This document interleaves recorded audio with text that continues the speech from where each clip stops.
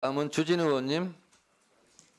왜 이렇게 사과 못 받아서 난리인지 저는 모르겠습니다. 이게 지금 이 질문의 핵심 내용은 뭐냐면은요. 휴대전화 관련해 가지고 지금 비상계엄 이후로 뭔가 증거인멸용으로 없앤 적 있느냐라고 물어보는 거예요. 그러니까 휴대폰이 고장 나서 지금 바꾼 것이고 바꾼 휴대폰을 그대로 지금 가지고 있어서 증거인멸 의도적으로 교체한 적은 없다. 이런 게 발언 취지 아닙니까? 네, 그래서 오해의 소지가 있어서 제가 그렇게 말씀을 드렸습니다. 네, 그럼 뭐 그게 지금 와서 바로 잡아서 팩트가 나왔으면 되는 것이지. 그리고 판례상으로도 기억에 반해서 의도적으로 하지 않고 또 같은 기일 내에서 자기 발언을 바로 잡으면 위증죄가 성립하지 않습니다. 그러니까 그 부분에 대해서 인위적으로 매번 이렇게 증인에 대해서 사과를 요구하는 것 자체가 저는 맞지 않다라고 생각하고요. 임지범 교수님 좀 잠깐 나와 주십시오. 네. 임지범 교수님. 네. 임지범 교수님께서도 하나 좀 확인을 하겠습니다. 예. 재판을 받고 있는 사람이 만약에 대통령이 되면 재판은 멈춥니까? 아니면 재판이 진행됩니까? 제가 예전에 임지봉 교수님 발언하신 공개 내용을 보니까 재판이 멈추지 않는다는 견해를 공개적으로 밝히셨어요. 그러니까 헌법 제84조에 대해서 임 교수님께서는 소추는 기소의 의미로 좁게 봐야 한다. 그리고 대통령 취임 전에 이미 진행 중인 재판을 정지하거나 중단할 명분이 전혀 없다. 이렇게 말씀하셨고요. 헌법 84조는 대통령에게 주어지는 특권 조항인데 엄격하게 해석해야 된다. 넓게 확대 해석하면 권한 남용을 정당화시킨다. 이렇게 지적한 바 있습니다. 학자로서 법률적 견해는 계속 유지되고 있으십니까?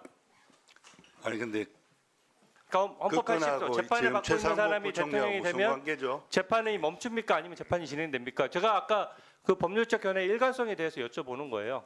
재판이 멈춥니까? 아니면 재판이 진행됩니까? 저는 최상목 부총리 이제 탄핵 청문회에 관한 네, 좋습니다. 답변하겠습니다. 들어가십시오. 네.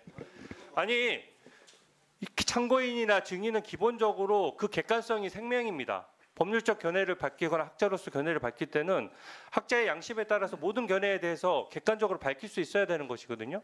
이재명 대표 관련해서 만약 대통령이 되면 재판을 멈추냐 안 멈추냐 이 부분에 대해서 이미 임 교수께서는 지난번에 분명히 재판이 멈추지 않는다라고 발언하고 그 공개된 발언이 언론 보도에까지 나왔는데 여기에 대해서 답변을 못 하시잖아요. 그러니까 아까 그 답변 내용에 대해서도 어떻게 보면 학자로서의 견해는 저는 존중하지만 이게 지금 정치적인 편향성이나 시각을 가지고 증언해서는 저는 객관적인 증언이 안 된다라고 생각합니다. 답변을 못한 게 그리고- 아니라 안 드린 겁니다. 본 사안하고 아무 관계 없는 이야기를 질문하셨기 때문입니다. 들어가십시오. 네. 법문. 네. 답변 당연히 하죠. 아니 아까 그때 답변을 못 하겠다라고 하니까 말씀드리는 거예요. 자, 양쪽 다 조용히 하시고요. 주진 의원 계속 질의하세요. 네. 법무 차관님.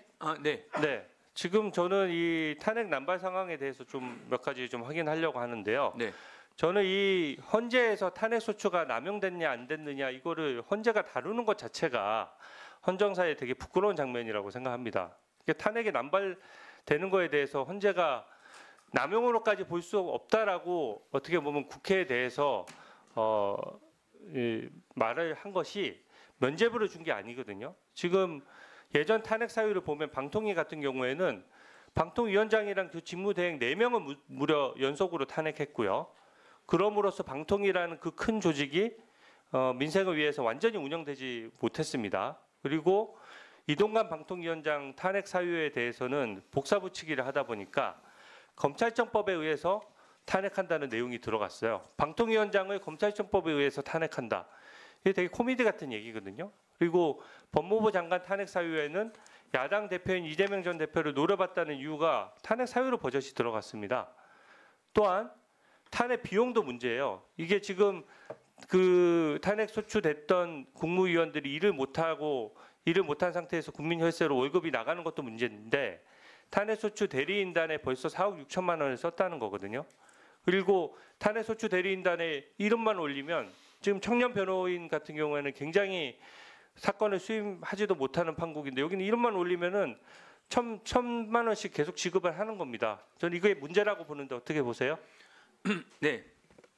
기본적으로 우리나라가 대통령제 국가고 의원내각제 요소가 물론 있긴 있습니다만 기본적으로 의원내각제 요소에서 의원내각제 국가에서 있는 내각 불신임제도 우리나라에 없습니다. 그런데 탄핵소추는 소추되는 순간부터 직무가 정지되기 때문에 어떻게 보면 내각 불신임 제도가 없다고 하는 우리 헌법상 정신을 고려해서 탄핵소추에 있어서는 최대한 신중을 기해야 된다는 게 제 생각입니다.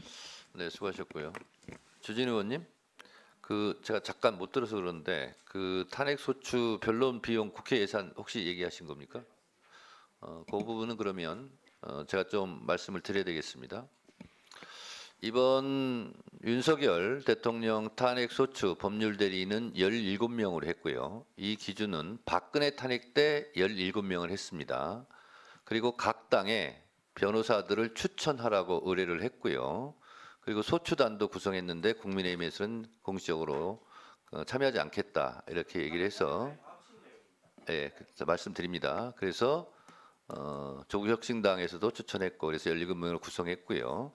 그리고 이것은 국회 규칙에 따라서 변호사비를 책정을 했는데 제가 보니까 국회 규칙이 잘못돼 있더라고요. 예를 들면 개인으로 하면 1,100인데 1,100만 원인데 로펌으로 하면 4명이 1,100만 원 가지고 나눠 갖는 거예요. 그래서 제가 소추위원으로서 굉장히 변호사들에게 오히려 200~300만 원 가지고 지금 변호사 활동을 한 거거든요. 그래서 죄송하다는 말씀을 드리고 그리고 다른 소추 사건 같은 경우는 여야가 동시에 한 명씩 동수로 변호사를 추천해서 같이 했습니다. 그래서 민주당에서만 일방적으로 변호사 비용을 썼다 이런 부분은 팩트가 아니다. 국민의힘이 추천한 변호사도 같은 수로 지금까지 탄핵 법률 대리인을 했다는 말씀을 드립니다. 다음은 박균택 의원님, 네 질문해 주시죠. 예. 우리 김선택 교수님, 임지봉 교수님 두 분 감사 말씀드립니다. 정말